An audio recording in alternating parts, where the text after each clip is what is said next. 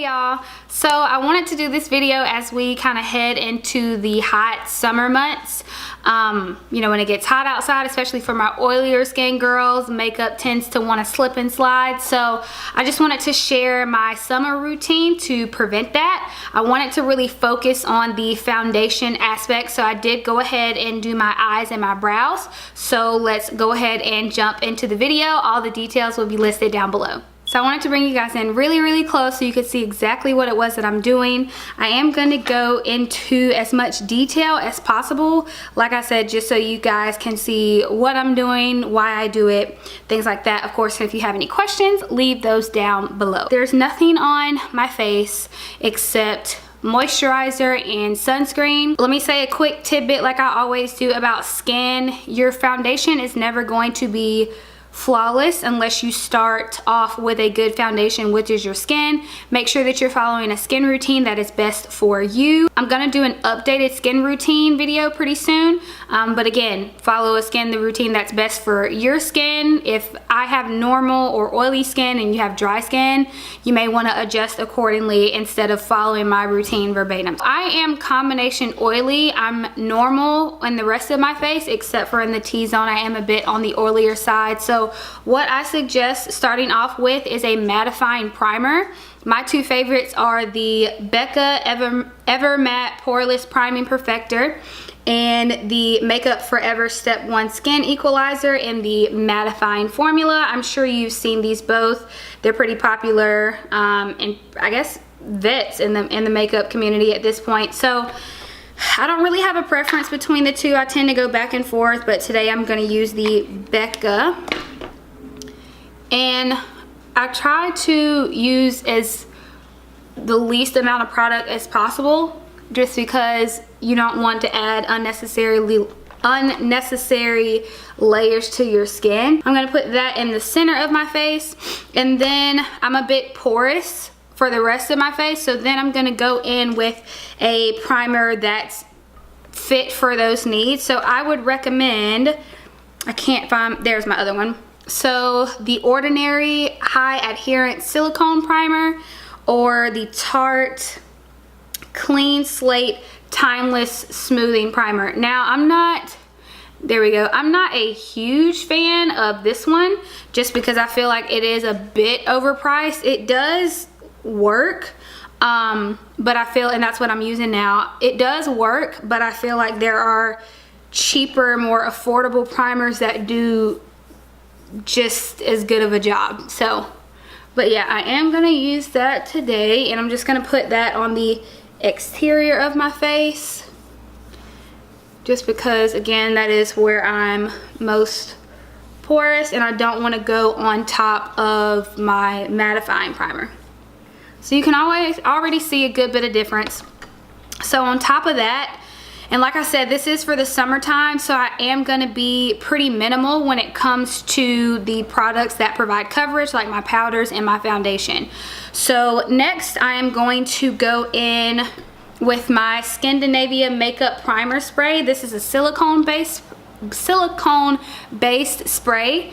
Skindinavia is an online site only, so you will only be able to find this on your website, but Skindinavia is also the brand that creates the Urban Decay setting sprays. If you ever look on the bottle on the back, it says Urban Decay by Skindinavia, so the more you know. So I'm just going to shake this up really well.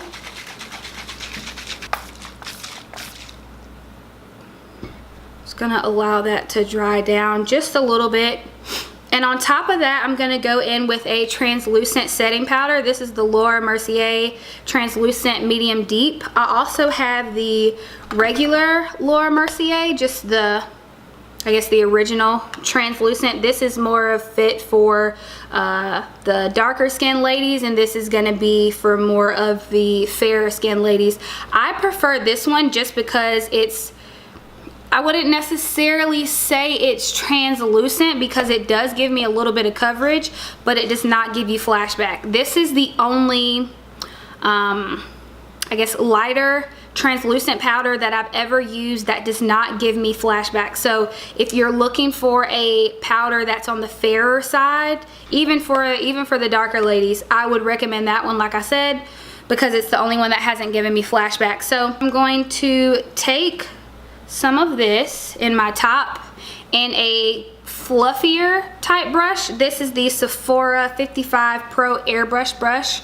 I like to use this brush for powder as well as liquid foundation. You don't necessarily have to use this brush, of course, but I would use something that's on the fluffier side, like some type of powder brush. I wouldn't use like a Sigma F80, something that's densely packed. You want to use something that's more on the fluffier side just so you can move that powder around. I'm just gonna put just a very light application of powder all over my face. So you see it there on the end of the brush. I'm just gonna tap that off,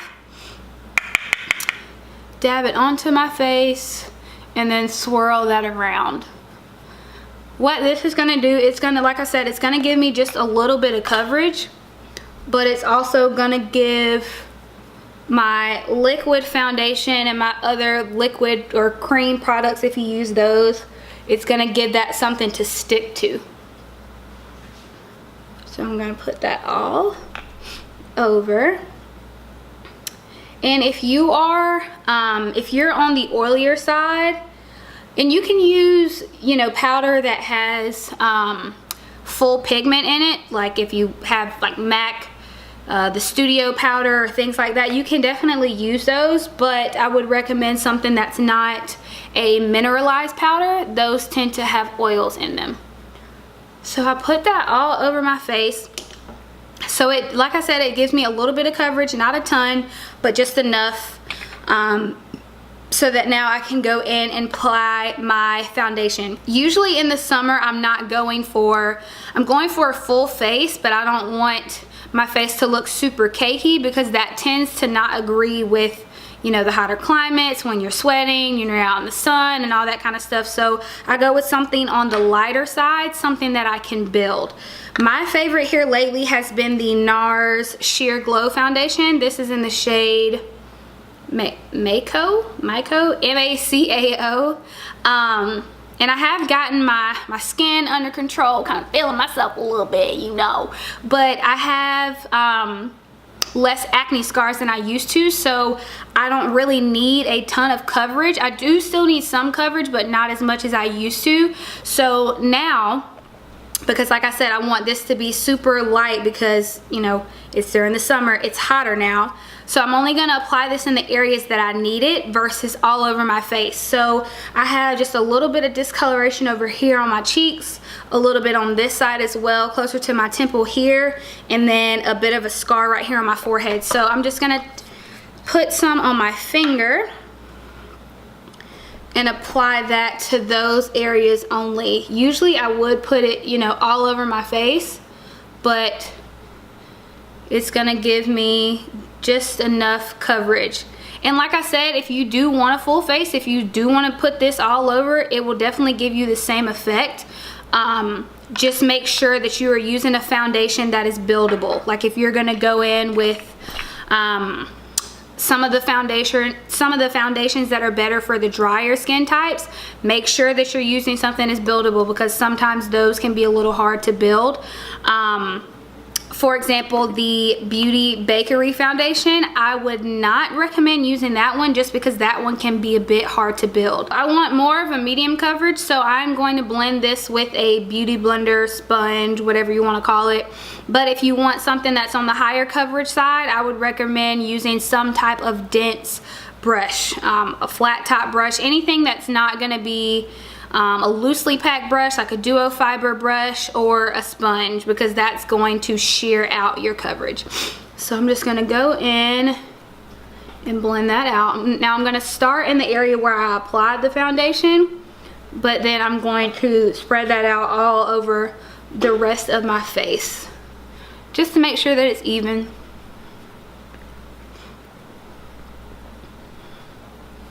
Make sure that you go down your neckline.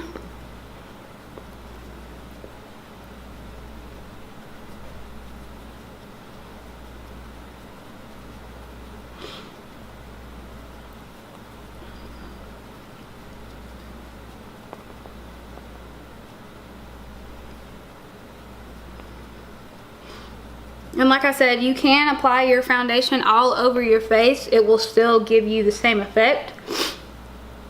I just want it a bit lighter of a coverage. So you follow the same steps, just using more foundation. Now that I'm done that, I'm still gonna go in and apply my highlight, or my concealer, excuse me. And usually I would go, you know, down the bridge of my nose, my forehead, stuff like that, but I'm trying to keep the amount of product that I apply to my face to a minimum. But like I said, if you wanna go in for a full face and you're going for that look, just apply those products accordingly.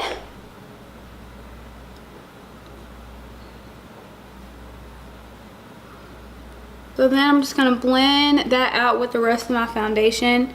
And I tend to get a little heavy-handed with my concealer. So if necessary, you can always go back and add just a drop at the bottom of where you applied your highlight to help blend that out a little bit better.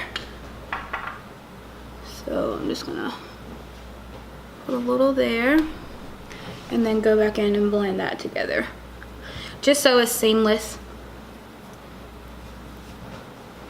So I've blended that all together. Now I'm gonna go back in with that same translucent powder with that same brush. This is just to set it and make sure that everything stays in place. Again, I wouldn't really use a mineralized powder because those tend to have oils in them, but use something that is either translucent, that you know is not gonna give you any flashback, or something that is your skin tone. And this will give you a little bit more coverage also, just because it's not, you know, completely translucent as far as the color of the powder. Now that I've allowed my concealer to dry down a little bit, typically I would go in with a sponge to set my under eye, but it's been giving me a cakier look than I like lately, so I'm just gonna go in with a tapered brush. This is the e.l.f. blush brush, but it fits right under my under eye here. So I'm going in with that same powder.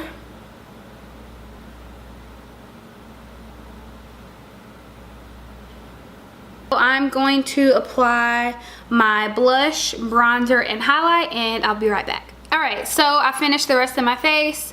Now the last final touches, you want to go in with a setting spray. My OG, triple OG, OG, triple is the Skindinavia makeup finishing spray. This is the oil control formula. I've tried this one and I think the bridal formula, and neither of them have ever failed me. Like I said, Skindinavia makes the Urban Decay setting sprays, but I don't know. I just always go back to the original Skindinavia. I've never really been a fan of the Urban Decay. I don't know why. I think it's just a psychological thing, but whatever.